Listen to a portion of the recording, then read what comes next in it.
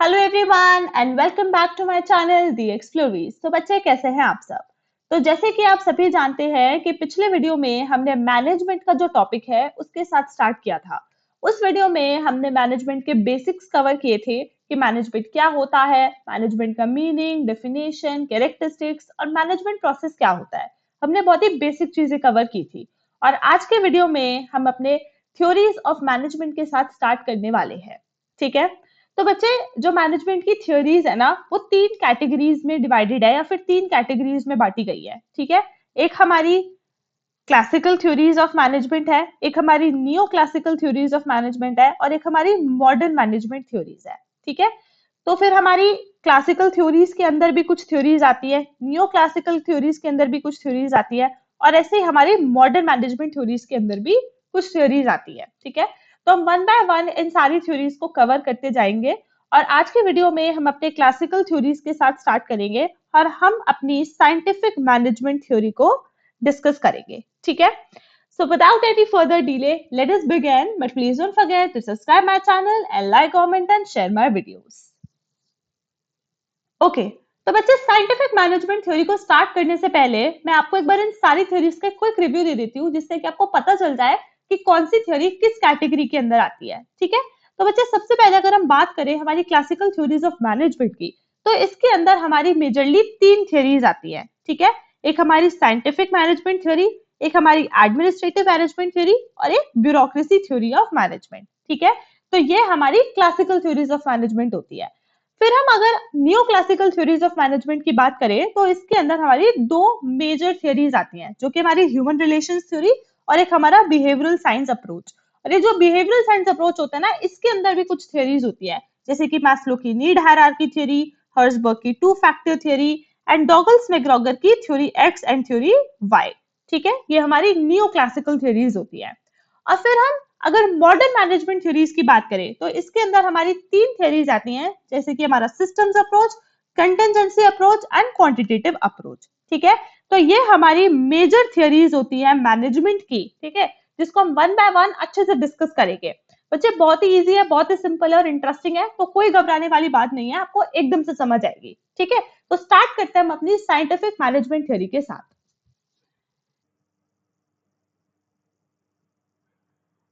तो बच्चे, अभी हमने ऊपर ये पढ़ा कि हमारी साइंटिफिक मैनेजमेंट थ्योरी एक क्लासिकल थ्योरी है। तो ये भी पढ़ना बहुत जरूरी है कि क्लासिकल थ्योरीज क्या होती हैं या फिर क्लासिकल अप्रोच क्या है। राइट। तो बच्चे, क्लासिकल अप्रोच ये कहता है या फिर क्लासिकल अप्रोच हमें ये एक्सप्लेन करता है कि मैनेजमेंट कैसे होना चाहिए।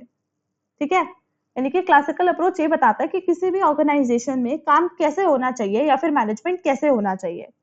क्लासिकल अप्रोच हमें मेनली ये एक्सप्लेन करता है कि आप कैसे एफिशिएंसी और इफेक्टिवनेस के साथ काम को कर सकते हो। ठीक है। और वो कुछ प्रिंसिपल्स की बात करता है, जैसे कि हायरार्की होनी चाहिए, डिवीजन ऑफ लेबर होना चाहिए, स्पेशलाइजेशन होना चाहिए। ठीक है।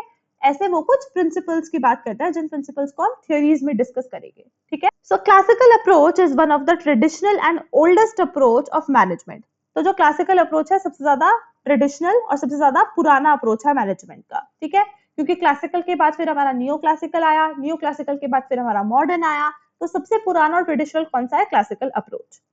The classical approach of management mainly emphasizes on bringing the efficiency and effectiveness in the management process within the organization.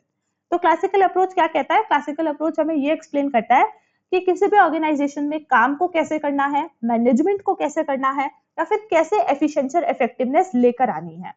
ठीक है। और ये सब करने के लिए वो कुछ प्रिंसिपल्स की बात करता है, जैसे कि फॉर्मल ऑर्गेनाइजेशनल स्ट्रक्चर होना चाहिए, डिवीजन ऑफ लेबर होना चाहिए, स्पेशलाइजेशन होनी चाहिए एंड स्केलर चेन और हायरार्की होनी चाहिए। ठीक है। वो ऐसे ही कुछ प्रिंसिपल्स की बात करता है और इन सारे प्रिंसिपल्स को हम अपनी थ्योरीज में डिस्कस करेंगे। ठीक है। So the classical writers include Taylor, Fayol, Weber, Gulick, Urwick etcetera. और बच्चे, जो हमारे क्लासिकल थ्योरिस्ट्स हैं या फिर जो हमारे क्लासिकल राइटर्स हैं वो कौन कौन से हैं? वो हमारे Taylor, Fayol, Weber, Gulick, Urwick etcetera. ठीक है। यानी कि ये लोग वो हैं जिन्होंने क्लासिकल अप्रोच में अपना कंट्रीब्यूशन दिया है, कुछ क्लासिकल थ्योरीज दी है। ठीक है। तो बच्चे, अब हम चलते हैं हमारी साइंटिफिक मैनेजमेंट थ्योरी की तरफ। ठीक है। So the scientific management theory was propounded by F.W. Taylor, who is also regarded as the father of scientific management. तो ये जो हमारी साइंटिफिक मैनेजमेंट थियोरी है, ये हमारे FW टेलर ने दी, ठीक है, जिसको हम फादर ऑफ साइंटिफिक मैनेजमेंट भी कहते हैं। ये नाम बहुत इंपॉर्टेंट है, तो आप इसको अच्छे से याद रखना कि साइंटिफिक मैनेजमेंट थियोरी किसने दी है, FW टेलर ने दी है। और बच्चे आपको सारी थ्योरीज का पता होना चाहिए कि हर एक थ्योरी किसने दी है, ठीक है। तो ये थ्योरी हमारे FW टेलर ने दी है, जिनको हम फादर ऑफ साइंटिफिक मैनेजमेंट भी कहते हैं। The theory states that the management should be done scientifically or should be scientific in nature. अब ये जो थ्योरी है, इसका मेन आइडिया क्या है, या फिर ये थ्योरी हमें क्या पढ़ा रही है या क्या बता रही है, ठीक है। तो बच्चे अभी जस्ट हमने ऊपर पढ़ा कि जो हमारा क्लासिकल अप्रोच है, वो ये बताता है कि काम को कैसे करना है, एक ऑर्गेनाइजेशन में मैनेजमेंट कैसे होना चाहिए, राइट। तो ये जो हमारी थ्योरी है क्लासिकल अप्रोच की, साइंटिफिक मैनेजमेंट थ्योरी, इसका मेन आइडिया यही है, ये हमें यही बताएगी कि काम को साइंटिफिकली तरह से करो, ठीक है। यानी कि जो मैनेजमेंट है एक ऑर्गेनाइजेशन में, वो साइंटिफिकली होना चाहिए, साइंटिफिक होना चाहिए नेचर में, ठीक है। यानी कि ये थ्योरी बताएगी कि साइंटिफिक मैनेजमेंट होना चाहिए, ठीक है। अब साइंटिफिक मैनेजमेंट कैसे करना है, कैसे एक ऑर्गेनाइजेशन में आप मैनेजमेंट को साइंटिफिक तरीके से कर सकते हो, इस चीज के लिए इस थ्योरी ने कुछ प्रिंसिपल्स की बात करी, ठीक है, जिसको हम बोलते हैं प्रिंसिपल्स ऑफ साइंटिफिक मैनेजमेंट। तो अब हम वो प्रिंसिपल समझते हैं साइंटिफिक मैनेजमेंट के, ठीक है। So this theory talks about some following principles of scientific management. Okay, so now let us discuss about some principles of scientific management. तो बच्चे जो हमारे साइंटिफिक मैनेजमेंट है, उसके कुछ 4 प्रिंसिपल्स हैं, जिसको हम वन बाय वन करके डिस्कस करेंगे। बहुत सिंपल है, इजी है और आपको आराम से समझ में आएगा, ठीक है। तो सबसे पहला जो हमारा प्रिंसिपल है साइंटिफिक मैनेजमेंट का, वो है science and not the rule of thumb, ठीक है। ये प्रिंसिपल क्या कहता है, ये प्रिंसिपल ये कहता है कि अगर आपको साइंटिफिक मैनेजमेंट करना है, यानी कि अगर आपको किसी भी ऑर्गेनाइजेशन में साइंटिफिक तरीके से काम को करना है या साइंटिफिक तरीके से मैनेजमेंट को करना है, तो आप साइंस की सुनो, ठीक है, साइंस की बात को फॉलो करो, रूल ऑफ थंब की मत सुनो, रूल ऑफ थंब को फॉलो मत करो। रूल ऑफ थंब यानी कि अपनी कॉमन सेंस मत लगाओ, अपनी जजमेंट से अपने परसेप्शंस को यूज मत करो, ठीक है। आप ये देखो कि साइंस क्या कहती है, साइंस का क्या कहना है, ठीक है, और उस हिसाब से काम को करो, तभी आपके ऑर्गेनाइजेशन में साइंटिफिक मैनेजमेंट आएगा, ठीक है। जैसे फॉर एग्जाम्पल, मैं आपको एक एग्जाम्पल से समझाती हूँ प्रिंसिपल।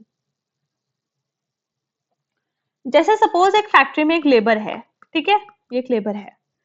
इस लेबर का ये काम है कि इसको जो रॉ मटेरियल होता है, वो इस पॉइंट से इस पॉइंट तक लेकर आना होता है, ठीक है। ए पॉइंट से बी पॉइंट तक उसको रॉ मटेरियल को लेकर आना होता है, ठीक है। और जैसे सपोज ये काम करने में उसको बहुत टाइम लग जाता है, 5-6 घंटे लग जाते हैं, ठीक है। तो अगर आप यहाँ पर अपना रूल ऑफ थंब लगाओ, तो आप क्या करोगे, आप ज्यादा ये कर सकते हो कि एक की जगह आप 2-3 लेबर लगा दोगे जो ये काम करेगी, है ना।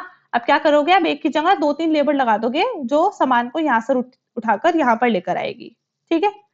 लेकिन अगर आप यहाँ पर साइंस लगाओ, तो आप क्या करोगे कि अगर जो ट्रक है वो रॉ मटेरियल को यहाँ पर उतार रहा है ना, अगर वो ट्रक इस रॉ मटेरियल को यहाँ के बजाय यहाँ पर उतार दे, ठीक है, इस पॉइंट पर उतार दे, तो डिस्टेंस कम हो जाएगा, और जैसे डिस्टेंस कम हो जाएगा, तो जो टाइम है और एफर्ट है वो भी कम हो जाएगा, ठीक है। Because according to science, lesser is the distance, lesser will be the time, ठीक है। डिस्टेंस के कम होते ही जो टाइम है वो भी कम हो जाएगा। तो ऐसे करके आप क्या कर सकते हो, आप साइंटिफिक मैनेजमेंट कर सकते हो, ठीक है। यानी कि आपके कॉमन सेंस ने तो क्या कहा, आपके कॉमन सेंस ने तो ये कहा कि तू एक की जगह 2-3 लेबर और लगा दे जो सामान को यहाँ से उठाकर यहाँ लेकर आएगी, ठीक है। लेकिन अगर आपने साइंस की सुनी, तो साइंस ने क्या कहा कि रॉ मटेरियल को यहाँ के बजाय कैसे भी करके इस पॉइंट पे ट्रांसपोर्ट कर दे, जिससे कि जो डिस्टेंस है वो कम हो जाए, और डिस्टेंस के कम होते ही जो टाइम और एफर्ट है वो भी कम हो जाए, ठीक है। और जो आपको एडिशनल लेबर लगाने की भी जरूरत पड़ रही थी ना, वो भी नहीं पड़ेगी फिर, ठीक है। तो ये होता है हमारा साइंटिफिक मैनेजमेंट, ठीक है। ऐसे करके क्या होगा, आप साइंटिफिक मैनेजमेंट अपनी ऑर्गेनाइजेशन में कर सकते हो।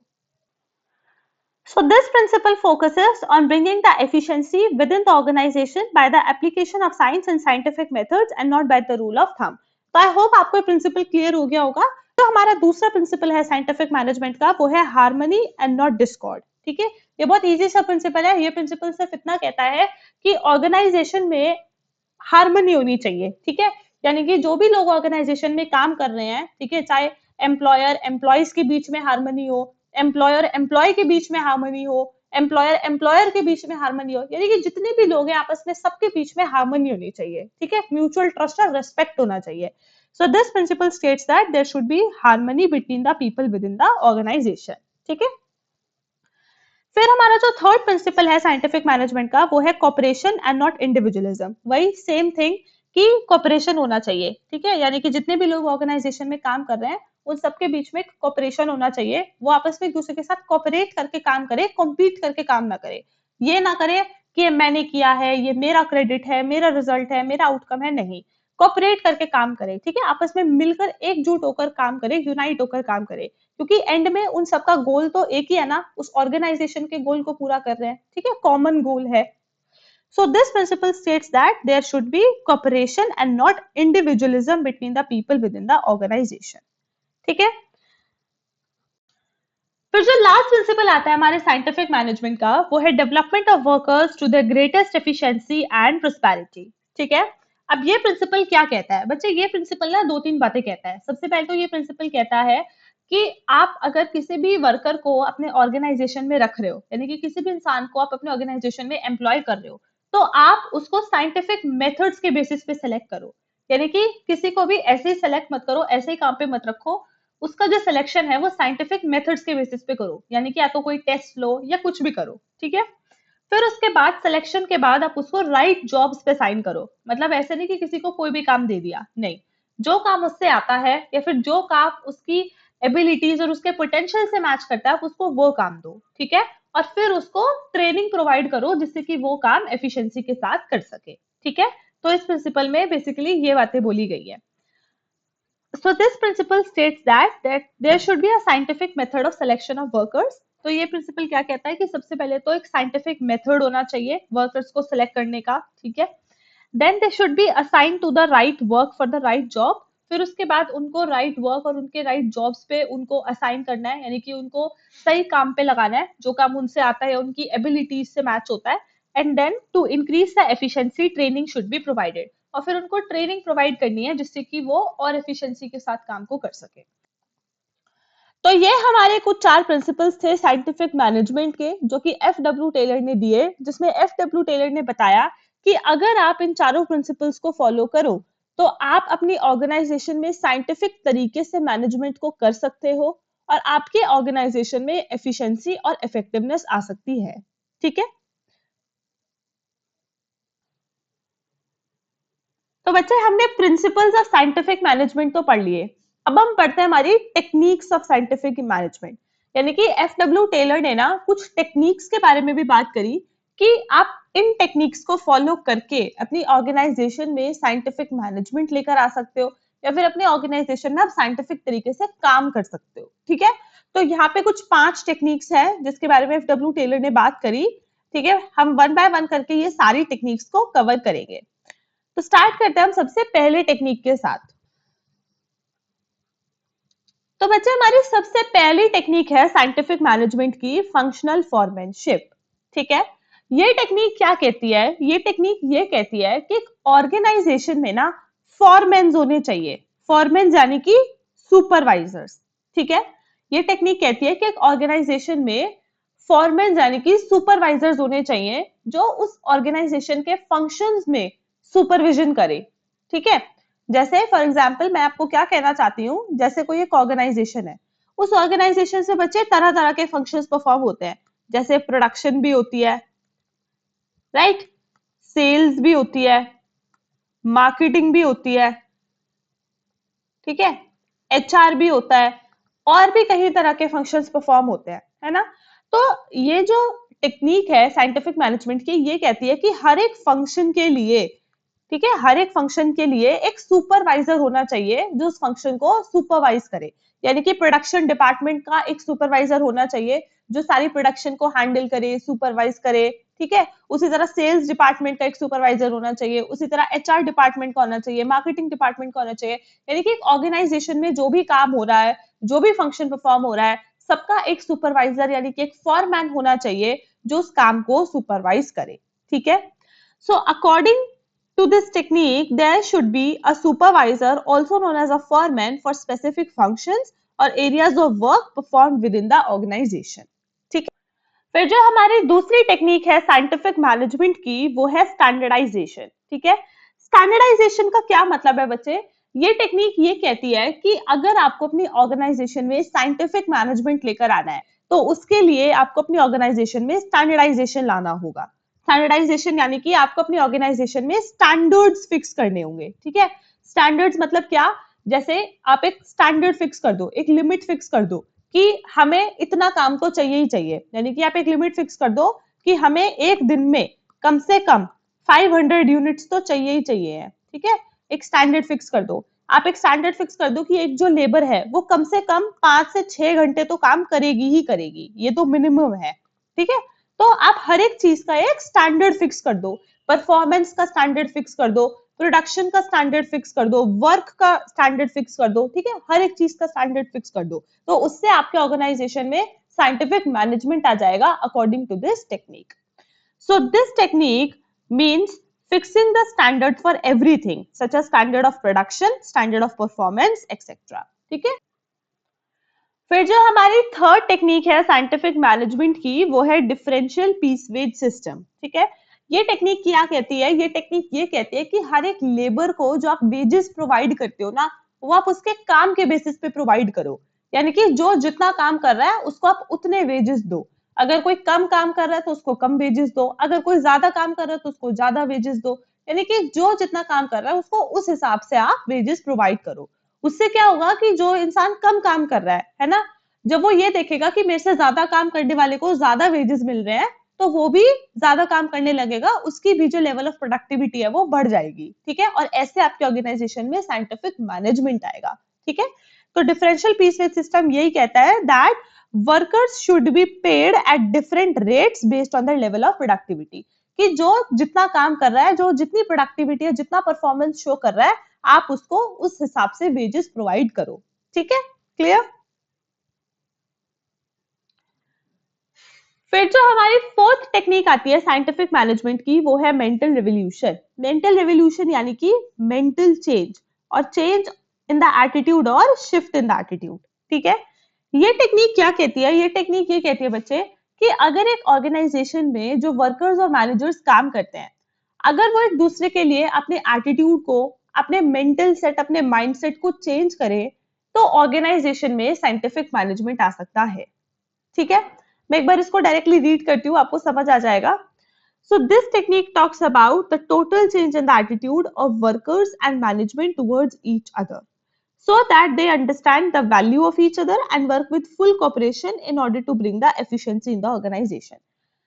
क्या लिखा है कि ये टेक्निक ये कहती है कि अगर एक ऑर्गेनाइजेशन में जो वर्कर्स और मैनेजर्स काम करते हैं, अगर वो एक दूसरे के लिए अपने एटीट्यूड को, अपने माइंडसेट को चेंज कर दे, यानी कि एक दूसरे को वो कंपटीशन की जगह कोऑपरेशन की नजरों से देखे, तो हमारी ऑर्गेनाइजेशन में साइंटिफिक मैनेजमेंट आ सकता है और साथ साथ एफिशिएंसी भी आ सकती है। ठीक है, तो इसको बोलते हैं मेंटल रिवोल्यूशन। फिर जो हमारी लास्ट टेक्निक आती है साइंटिफिक मैनेजमेंट की, वो है वर्क स्टडी। अब बच्चे, वर्क स्टडी क्या होता है? तो ये जो टेक्निक है साइंटिफिक मैनेजमेंट की, ये कहती है कि आपको अगर अपनी ऑर्गेनाइजेशन में साइंटिफिक मैनेजमेंट लेकर आना है, तो उसके लिए आप वर्क स्टडी करो। वर्क स्टडी यानी कि आपकी ऑर्गेनाइजेशन में जो भी काम होता है, जो भी वर्क होता है, आप उसको स्टडी करो और फिर ये देखो कि काम कैसे हो सकता है, यानी कि काम और कैसे हो सकता है जिससे कि और एफिशिएंसी और इफेक्टिवनेस के साथ हो, कम से कम टाइम और कम से कम एफर्ट में हो। ठीक है, this technique involves the close study and analysis of the work performed within the organization so that it can be determined that how the work can be done in the most desirable way. ठीक है, तो ये technique क्या कहती है? Technique ये कहती है कि ऑर्गेनाइजेशन में जो भी काम परफॉर्म होता है, जो भी वर्क परफॉर्म होता है, आप उसको सबसे पहले स्टडी करो और फिर आप ये देखो कि काम और किस तरह से हो सकता है जिससे कि एफिशिएंसी और इफेक्टिवनेस के साथ हो, कम से कम टाइम में हो और कम से कम एफर्ट के साथ हो। ठीक है, अब वर्क स्टडी कैसे करनी है? तो वर्क स्टडी के लिए आपको कुछ चीजों की स्टडी करनी है, जैसे कि आपको मेथड की स्टडी करनी है। ठीक है, फिर आपको मोशन की स्टडी करनी है, टाइम स्टडी करनी है एंड फटीग स्टडी करनी है। यानी कि वर्क स्टडी के अंदर आपको इन 4 तरह की स्टडीज को करना है। ठीक है, तो एक एक करके ये सारी स्टडी हम पढ़ते हैं। तो सबसे पहले वर्क स्टडी में आती है हमारी मेथड स्टडी। यानी कि मेथड को स्टडी करो, यानी कि जिस मेथड से काम हो रहा है, जिस तरीके से काम हो रहा है ऑर्गेनाइजेशन के अंदर, आप उस मेथड को, उस तरीके को स्टडी करो, ठीक है। और फिर ये देखो कि इससे बेटर मेथड या फिर इससे बेटर तरीका काम करने का क्या हो सकता है, ठीक है, जिससे कि काम और एफिशिएंसी के साथ हो, कम से कम टाइम में हो और कम से कम एफर्ट में हो, ठीक है। So it is the study of method और way of performing a particular task. तो मेथड स्टडी क्या होता है, जहां पे आप मेथड को स्टडी करते हो, यानी कि जहां पे आप उस तरीके को स्टडी करते हो जिससे कि कोई टास्क परफॉर्म किया जा रहा है या फिर कोई काम हो रहा है ऑर्गेनाइजेशन में, ठीक है। The main objective of the method study is to determine the best method or way of performing the task with the greatest efficiency, less time, less efforts and less cost of production, ठीक है। तो ये method study क्यों की जाती है? Method study इसलिए की जाती है जिससे कि आप ये देख सको कि कौन सा बेस्ट मेथड है या कौन सा बेस्ट तरीका है किसी काम को करने का, ठीक है, जिससे कि जो काम है वो और एफिशिएंसी के साथ हो, कम से कम टाइम में हो, कम से कम एफर्ट में हो और कम से कम खर्चा आए, ठीक है। तो ये होता है हमारा मेथड स्टडी। फिर मेथड स्टडी के बाद आता है हमारा मोशन स्टडी, यानी कि मोशन को स्टडी करो। मोशन यानी कि किसी काम को करने में कितना मोशन, कितना मूवमेंट या फिर कितनी मेहनत लग रही है, आप उस चीज को स्टडी करो। और फिर आप ये देखो कि अगर कोई फालतू की मेहनत लग रही है, फालतू का मोशन और फालतू का मूवमेंट लग रहा है किसी काम को करने में, तो आप उसको एलिमिनेट करो, ठीक है। तो इसको आप बोलते हैं motion study. So it is the study of motions or movements involved in performing a particular task. The main objective of the motion study is to eliminate the unproductive and wasteful motions involved in performing a particular task. ठीक है, तो motion study क्या कहती है कि आप ये देखो कि किसी काम को करने में कितने चक्कर लग रहा है, कितने मोशन लग रहा है, कितने मूवमेंट लग रहा है, फिर कितनी मेहनत लग रही है, और फिर आप फालतू का जो अनप्रोडक्टिव और वेस्टफुल मोशन है आप उसको स्टडी करके एलिमिनेट करो या फिर खत्म करो, ठीक है। So that is motion study. जैसे मैंने स्टार्टिंग में आपको एग्जांपल दिया था कि अगर कोई लेबर यहाँ से उठाकर सामान यहाँ लेकर आ रही है तो उसका कितना ज्यादा मेहनत लग रही है, कितना ज्यादा मोशन और मूवमेंट लग रहा है ना। लेकिन अगर वो सामान या रॉ मटेरियल यहाँ की बजाय सीधा यहाँ ट्रांसपोर्ट हो जाएगा तो उसको इतनी मेहनत करने की जरूरत नहीं पड़ेगी, इतना वेस्टफुल और अनप्रोडक्टिव मोशन नहीं होगा, है ना। तो मोशन स्टडी का ये मतलब है। फिर मोशन स्टडी के बाद आ जाता है हमारा टाइम स्टडी, यानी कि टाइम को स्टडी करो, यानी कि ये देखो कि किसी काम को करने में कितना टाइम लग रहा है, और अगर किसी काम को करने में जरूरत से ज्यादा टाइम लग रहा है, यानी कि एक्स्ट्रा टाइम लग रहा है, तो आप उस एक्स्ट्रा टाइम को एलिमिनेट करो एक स्टैंडर्ड टाइम को मेंटेन करके। यानी कि मैंने क्या बोला, जैसे फॉर एग्जाम्पल कि कोई लेबर किसी काम को 4 से 5 घंटे में करती है, ठीक है, 4 to 5 आवर्स में करती है, लेकिन वो जो काम है वो एक्चुअली सिर्फ 2 to 3 आवर्स का है, मतलब उसको 1 से 2 घंटे एक्स्ट्रा लगते हैं, वो काम सिर्फ 2 से 3 घंटे का है, ठीक है। तो आपने ये चीज नोटिस करी, मतलब आपने टाइम स्टडी करा कि यार मतलब इस काम को करने में सिर्फ लगने तो 2 से 3 घंटे चाहिए लेकिन लग 4 से 5 घंटे रहे हैं, है ना। तो आपने क्या किया, फिर आपने एक स्टैंडर्ड टाइम मेंटेन कर दिया। स्टैंडर्ड टाइम यानी कि आपने लेबर को बता दिया कि ये जो काम है इस काम को करने में 2 से 3 घंटे से ऊपर नहीं लगने चाहिए, ठीक है। ये एक स्टैंडर्ड टाइम है कि 2 से 3 घंटे से ऊपर टाइम नहीं जाना चाहिए ये काम करने में, ठीक है। तो इससे क्या होगा, जो एक्स्ट्रा टाइम लग रहा था वो एलिमिनेट हो जाएगा, ठीक है, मतलब फालतू का जो टाइम वेस्ट हो रहा था वो नहीं होगा, ठीक है। So it is the study of the time taken to perform a particular task. The main objective of the time study is to eliminate the extra time taken to perform a particular task by determining the standard time. ठीक है, तो time study क्या कहती है, time study कहती है कि आप सबसे पहले ये देखो कि किसी भी टास्क को परफॉर्म करने में या किसी भी काम को करने में कितना टाइम लग रहा है, कितना टाइम लेबर ले रही है, ठीक है। और फिर आप अगर ये चीज देख रहे हो कि किसी काम को करने में एक्स्ट्रा टाइम लग रहा है, जरूरत से ज्यादा टाइम लग रहा है, तो आप उसको एलिमिनेट करो एक स्टैंडर्ड टाइम मेंटेन करके, यानी कि एक स्टैंडर्ड, एक लिमिटेड टाइम को मेंटेन करके। फिर जो हमारी लास्ट स्टडी आती है वर्क स्टडी के अंदर, वो है फटीग स्टडी। फटीग स्टडी क्या होता है बच्चे, फटीग स्टडी होती है जहां पे आप अपने लेबर का फटीग देखते हो, यानी कि आप ये देखते हो कि आपकी लेबर कहां पर आके पूरी तरह से थक जाती है, पूरी तरह से एग्जॉस्ट हो जाती है, या फिर उसके अंदर जो एनर्जी और मोटिवेशन होती है काम को करने की वो पूरी तरह से खत्म हो जाती है, ठीक है। तो आप ये चीज स्टडी करते हो। उससे क्या होता है, उससे आप ये चीज डिटरमाइन कर सकते हो कि आपको कितने वर्किंग आवर्स रखने हैं अपने ऑर्गेनाइजेशन में, ठीक है, कितने टाइम बाद आपको अपने लेबर को रेस्ट देना है और कितने टाइम का रेस्ट देना है, ठीक है। So it is the study of fatigue और lack of energy and motivation of the workers with in the organisation. तो फटीग स्टडी क्या होता है, फटीग स्टडी होता है जहां पे आप अपने लेबर का या फिर अपने वर्कर्स का फटीग को स्टडी करते हो, यानी कि ये देखते हो कि कहाँ पर आके वो पूरी तरह से एग्जॉस्ट हो रहा है, कहाँ पर आके उनकी एनर्जी और मोटिवेशन खत्म हो रही है, जिससे कि आप क्या कर सको, जिससे कि आप डिटरमाइन कर सको कि आपको कितने वर्किंग आवर्स रखने अपनी ऑर्गेनाइजेशन में, कितने रेस्ट इंटरवल्स देने हैं, कितने टाइम के बाद देने हैं और कितने टाइम के देने हैं। ठीक है, so this is known as fatigue study. बच्चे ये थी हमारी कुछ टेक्निक्स ऑफ साइंटिफिक मैनेजमेंट जिसको एफ.डब्ल्यू. टेलर ने दिया।